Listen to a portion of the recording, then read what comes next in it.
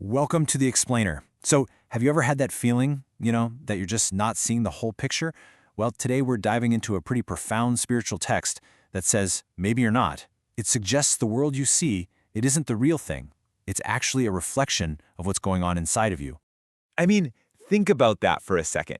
This text puts forward this really radical idea. What if the world you experience every single day is just a mirror? It's a huge concept, so let's really unpack what that means. All right, so to even begin to understand this idea of a reflected reality, we first have to get to know the two fundamental selves that this philosophy says exist inside every single one of us. Okay, so on one side, you've got what's called the base ego. This is the part of us that's completely driven by that endless loop of mine and me. You know the voice. It's the one that craves approval, builds its own little world, and lives by its own set of rules. But then, on the other side, there's the true self. This self is connected to something much bigger, what the text calls the all-being. Think of it as a universal consciousness.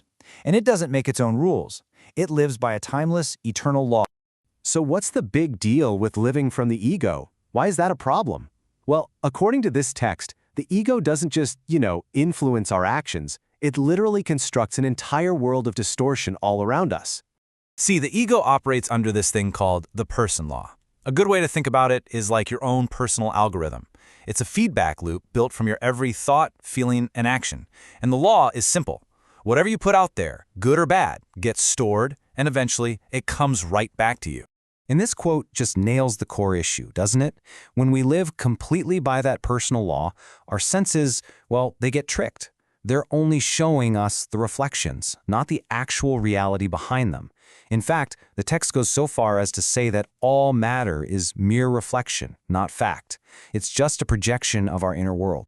So what happens is we end up trapped inside our own mental programs, totally convinced that they're the absolute truth. And this, right here, is why two people can look at the exact same event and have completely wildly different experiences. They're not seeing the event, they're seeing their consciousness of the event. But okay, this philosophy isn't all doom and gloom. It doesn't just point out the problem. It actually offers a solution. There's a path to shatter that mirror and finally see what's really there. Let's take a look at how it works. This journey inward, called the inner path, starts with these three basic challenges. And they might sound simple, but they're not just about self-control. They're about intentionally silencing all that noise the ego makes, to finally make some room for your true self to come through. The whole point of this is to achieve inner stillness. Now, this isn't just about being quiet in a quiet room.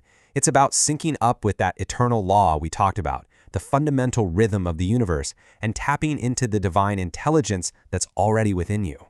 And I love this metaphor the text uses to explain our true nature. It's just beautiful. It says that each one of us is like a crystal floating in the stream of eternal life, and our whole purpose is to radiate the light and the power of that whole stream. When you achieve that inner stillness, it's like polishing the crystal, allowing that pure, undistorted light to finally shine right through. So what's the payoff? What happens when somebody actually walks this path and gets there?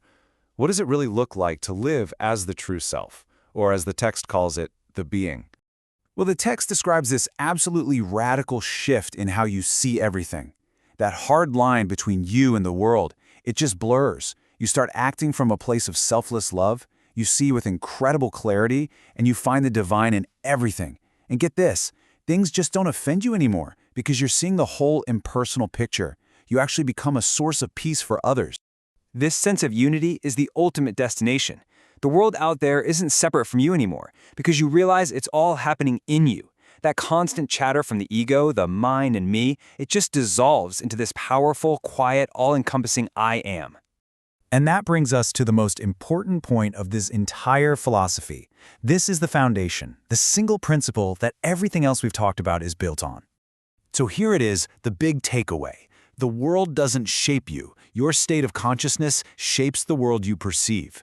Everything you experience, the good and the bad, the pure and the impure, is simply your own consciousness speaking back to you. The text offers this really powerful thought experiment to drive the point home. Imagine several people are all standing and looking at the exact same landscape. Each one of them perceives a totally different picture. So why is that? It's because there is no single objective landscape. The picture they see is just a reflection of their own unique, individual state of consciousness. So, the message is pretty clear. If you want to change your world, you have to stop fighting with the reflections in the mirror. You have to go inward and work on the source. Because what you radiate from your soul, that is exactly what you are going to perceive. And that really leaves us with one final, very powerful question to think about. If your world truly is a reflection of you, what will you choose to reflect? Thanks for joining this explainer.